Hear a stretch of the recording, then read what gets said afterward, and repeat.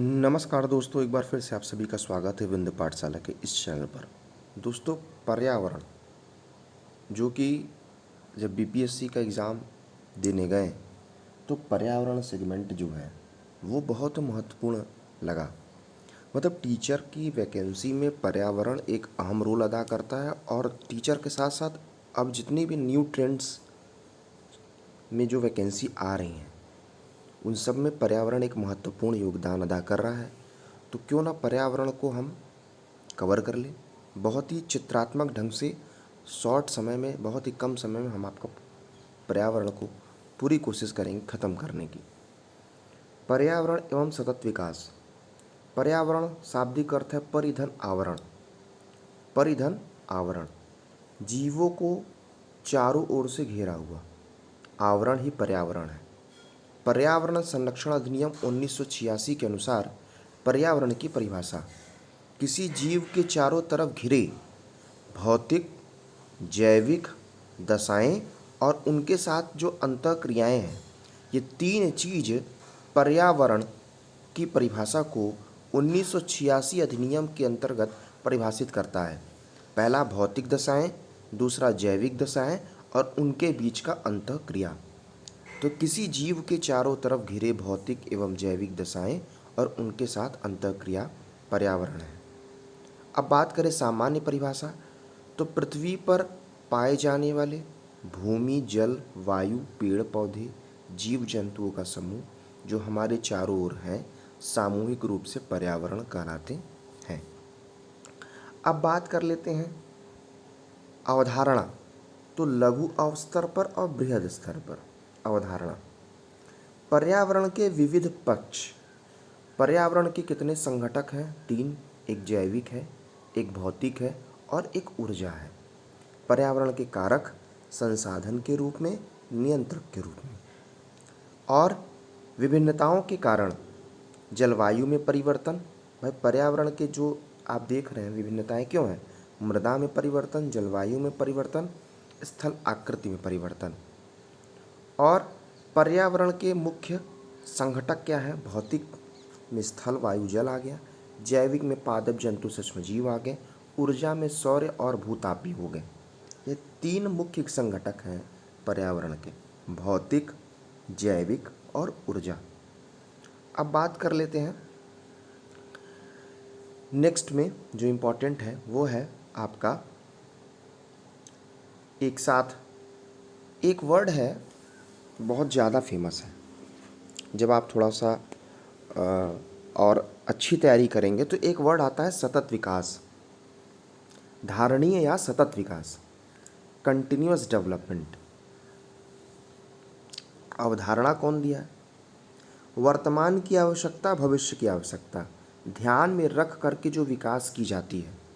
देख रहे हैं चित्रात्मक ढंग से किस तरीके से हम आपको बता रहे हैं। वर्तमान की आवश्यकता क्या है और भविष्य की क्या आवश्यकता है, इनको ध्यान में रख करके जो विकास की जाती है कि किसी प्रकार का इतना ज़्यादा उन्मूलन न हो जाए किसी ऐसी चीज़ों का जो भविष्य में विकास के लिए बाधा बनने लगे, उसको सतत विकास नहीं कहते। सतत विकास का मतलब भविष्य की आवश्यकताओं को ध्यान में रख करके, वर्तमान की आवश्यकताओं को ध्यान में रख करके जो विकास की जाती है उसको सतत विकास कहा जाता है। अब मुख्य उद्देश्य क्या है? पृथ्वी के प्राकृतिक संसाधनों का तर्कसंगत तरीके से, न्याय संगत तरीके से, उचित संरक्षण तरीके से प्रयोग करना, प्रबंधन करना, ये है मुख्य उद्देश्य। शब्द की व्याख्या 1987 World Commission on Environment and Development WCED द्वारा Our Common Future Brundtland Report में कहा गया। इस शब्द की व्याख्या की गई। सतत विकास शब्द को समझाया गया कि सतत विकास का मतलब क्या है, धारणीय विकास का मतलब क्या है। 1992 में पृथ्वी सम्मेलन आया, एजेंडा 21 रियो घोषणा की गई, धारणीय विकास के प्रति पूर्ण समर्थन प्राप्त हुआ पृथ्वी सम्मेलन वर्ष 1992 में। तो ये था आपके सामने धारणीय विकास। अब बात कर लेते हैं पर्यावरण सुरक्षा। प्रदूषण पर्यावरणीय सुरक्षा के लिए संकट है। धारणी विकास पर्यावरणीय क्षरण को कम करने में सहायक है। मतलब कम करना है, पर्यावरणीय क्षरण को कम करना है, नुकसान को कम करना है, तो हमें धारणीय विकास को अपनाना होगा। प्रकृति में कार्बन चक्र और जल चक्र दो चक्र हैं, इनको थोड़ा सा हम आपको फिगर के द्वारा समझाएंगे। मूल रूप जो है कार्बन चक्र की अगर बात करें तो मूल रूप जो है वो ग्रेफाइट व हीरा में है। विभिन्न अवस्थाओं में कार्बन हमारे चारों तरफ विद्यमान है। मूल रूप में तो ग्रेफाइट में। यौगिक के रूप में अगर बात करें तो कार्बन डाइऑक्साइड हो गया, CO2, इसमें भी कार्बन है। हाइड्रोजन कार्बोनेट, ये भी कार्बन है। पुनर्चक्रण अगर बात करें विभिन्न भौतिक और जैविक क्रियाओं द्वारा पुनर्चक्रण है। ठीक, अब देखिए कार्बन चक्र। कार्बन चक्र की अगर बात करें तो जीवाश्म जो है, कोयला है, इनसे तेल बना, परिवहन, कार्बन डाइऑक्साइड बना, कार्बन डाइऑक्साइड जंतु द्वारा शोषण में लिया गया, फिर जंतु जब मर जाते हैं फिर उनकी हड्डी, फिर जीवाश्म, तो ये देख रहे हैं कार्बन चक्र। इसी को बोलते हैं कार्बन चक्र। मतलब जो आप देख रहे हैं कार्बन की विभिन्न अवस्थाएं, उनका एक चक्रण होता है, तो यही है कार्बन चक्र। अब बात कर लेते हैं जल चक्र। तो जल चक्र तो बहुत ही सामान्य तरीके से आप समझ सकते हैं कि कैसे भूजल या समुद्र या नदियाँ का पानी ये वाष्पीकरण के बादल बनते हैं। बादल फिर कम तापमानों के संघनित होकर के बारिश हो जाते हैं। कभी कभी क्या हो जाते हैं कि पेड़ पौधे से वाष्पोत्सर्जन होता है, वो भी बादल बन जाता है। जो जानवर हैं उनके श्वसन में भी जो ऑक्सीजन होता है और उनके हेल्प से बादल, और बादल के फिर संघनित होकर के पानी में बदल करके फिर से वो नदियों में, या सूर्य से भी वाष्पीकरण होता है फिर बादल बन जाता है। तो मतलब कुल मिलाकर के यही है, वाष्पीकरण, संघनन या वाष्पोत्सर्जन, संघनन, फिर नदियाँ, पानी, यही है।